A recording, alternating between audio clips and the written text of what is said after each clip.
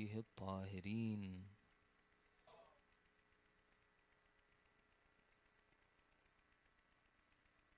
قال الله في كتابه الكريم: أعوذ بالله من الشيطان الرجيم، بسم الله الرحمن الرحيم. الذين آمنوا وهاجروا وجاهدوا في سبيل الله بأموالهم وأنفسهم أعظم درجة عند الله وأولئك هم الفائزون. Allah subhanahu wa ta'ala in the Holy Quran says that those who believe, who migrate and struggle either through their wealth, either through their selves for the cause of Allah subhanahu wa ta'ala, indeed they are among the victorious. Sadaqallahu al-aliyyul azim. To illuminate our hearts and minds once more, Sallu ala Muhammadin wa ala Muhammad.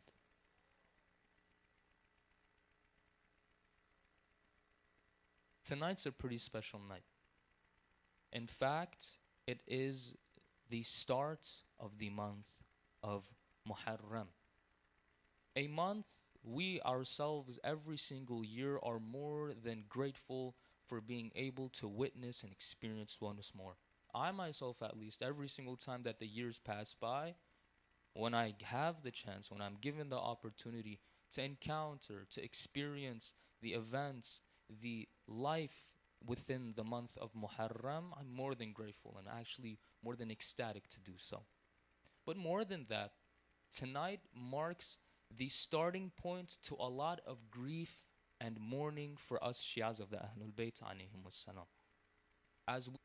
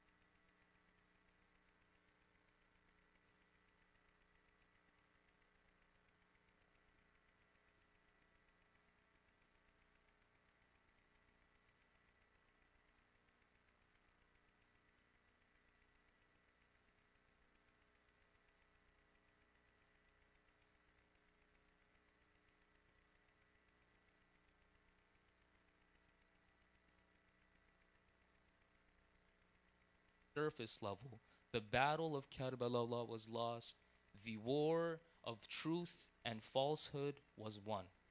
Islam, or the Imam Hussein alayhi salam, was victorious. And what do we know that by? What is the result of that? Exactly.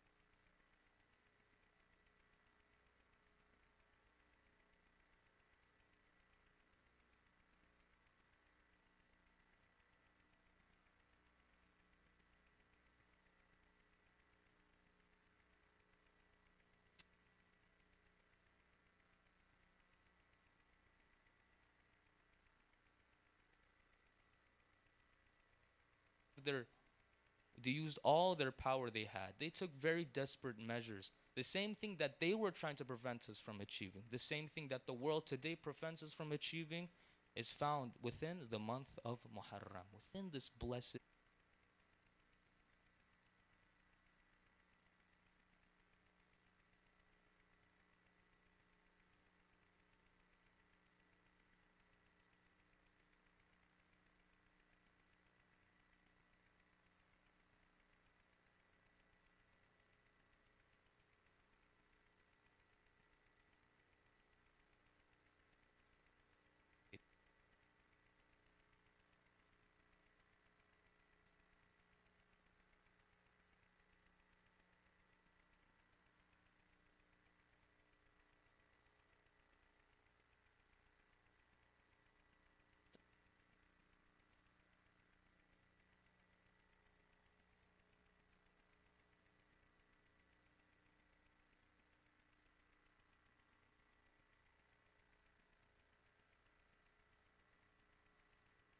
from us.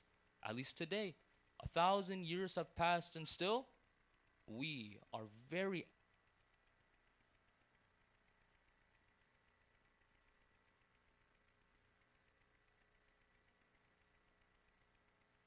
is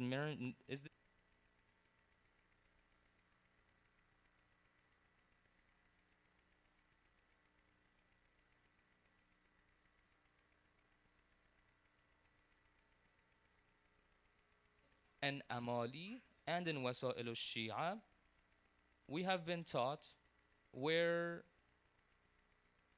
Sallu ala Muhammadin wa ala Muhammad.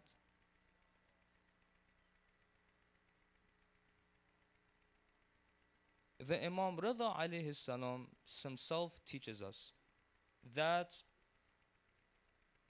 at least this is not a direct narration mentioned from it, but from those around him, that whenever the month of Muharram starts, whenever the month of Muharram began during his lifetime, his blessed lifetime, no one would really see him smile anymore. No one would see him all happy and gleeful as he usually was. 10 days before Ashura, he would start the month of Muharram through mourning and grieving the Imam Hussein alayhi salam. It would be in such a way where they say that وَكَانَتِ الْكَابَةُ تَغْلِبُ عَلَيْهِ. Sadness and sorrow would encompass the Imam Rida alayhi salam. And every single day was a day to look back and reflect on the event of Karbala. And although every single day was kind of like a stepping stone to the main event, Ashura, it didn't matter, because every single day within this time period we have has been taught to us to preserve, to review, to reminisce those things that happened within Karbala. Why is it so important? And why is it that we still even do this? Again, like mentioned earlier, it's none other than a great symbol that within the battle of Karbala, none other than the Imam Hussein alayhi salam, who faced those tragedies, was the one who came out victorious. And so it's a pretty great month. It's a pretty great time and period to be in. It's not just an area where we are coming together to review history. Not only that, but like we mentioned earlier, it's a spiritual cleansing. We get more than just learning about what happened in Karbala. What happened in Karbala actually cleans our own souls.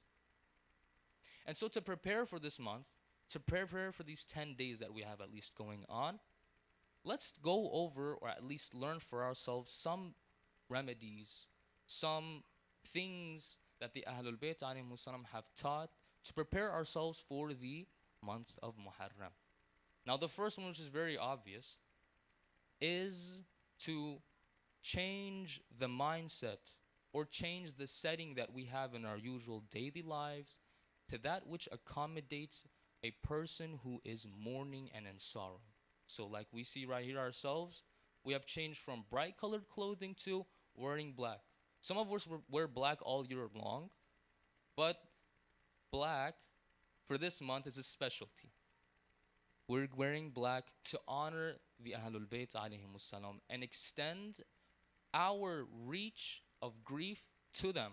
And so through this month we are showing our sadness. And it's a very important thing, because we might not ourselves at least be able to follow or do everything else that we're told to. For example, in some of the days it's supposed to have to do this prayer, and some of the days it's supposed to have to do this fast. But keeping that setting of grief and sorrow is probably the most crucial and important thing we can at least have for ourselves within this time period. Because when people are sorrow, when they are grieving, guards are taken down. People aren't there to fight. People aren't there to be happy and forget about any other things. When you put your guards down, when you are there to weep and be sorrowful, you're more open minded and your soul is more open to take in those spiritual benefits that there are within this month. And to keep it short, this is the first night. We're going to be unraveling a lot of things in the future, inshallah. Tomorrow night, tomorrow day at least, there is a hadith narrated from the Imam Rida alayhi salam once more, where he says that for the first day of Muharram, a mu'min shall fast. So tomorrow. This day, or tomorrow, the start of Muharram, in fact, was the same day that Prophet Zachariah, as we ourselves pronounce it, fasted in hopes or in prayers of a child, his son, the Prophet Yahya alayhi salam. And so the Imam Rida alayhi salam teaches that the same way that Prophet Zachariah had his prayer accepted and given to him within by fasting the first day of Muharram, you shall also do it too, to have your prayers accepted. Now we all have different prayers. We all have different things that we want to attain and achieve. But that which I myself will, be following by, and I also would be giving as advice, is that let's use this and instead not pray for wealth, not pray for a better house, a better car, you want a Jeep, you want a Toyota, whatever it may be. Let's instead keep the focus for this month at least, Muharram. So tomorrow, I myself at least, or we as followers of the Ahlul Bayt will take it upon ourselves. Let's take this first day of Muharram and fast, but also do it because we have a prayer in mind. And that prayer is so that I can fully and correctly and to the best of my extents make use of this month, of this time period of Muharram. If I pray for a car or a Jeep, that's it. That's all I'm getting. But for Muharram, if I'm using it that way which it was intended to, I'm getting way more than that. Once more, Allah subhanahu wa ta'ala in the Holy Quran teaches us that although sometimes it may be surface level thinking, if we want to take it like that, where believers or those who are on the right, they're on the truth, they're on the haqq, lose. In fact, those who fight for Allah subhanahu wa ta'ala are the victorious. Once more, Allah subhanahu wa ta'ala in the Holy Quran says, this is in Surah Tawbah, the 20th verse, Allah subhanahu wa ta'ala says, Bismillahir Rahmanir Rahim. الذين آمنوا وهاجروا وجاهدوا في سبيل الله بأموالهم وأنفسهم أعظم درجة عند الله وأولئك هم الفائزون. Those who believe, those who take it upon themselves to struggle and do whatever they can for Allah subhanahu wa ta'ala, whether it be through their wealth, whether it be through themselves, indeed they with Allah subhanahu wa ta'ala are the ones who are victorious. Now once more, I want to begin by mentioning this month is a very blessed month. It's a special month, it's a special time period of mourning, grief, and sorrow. But it's not just a historical event, but more than that, this time period that we will be going through, unraveling for these future nights, is a spiritual cleansing for us all. May Allah subhanahu wa ta'ala give us all the tawfiq and success of becoming among the true shahs of the Ahlul Bayt alayhimus salam. We're starting with an intro, keeping it very simple until we get into the more juicier parts of Muharram. May we all be alim and amil to the teachings of the Ahlul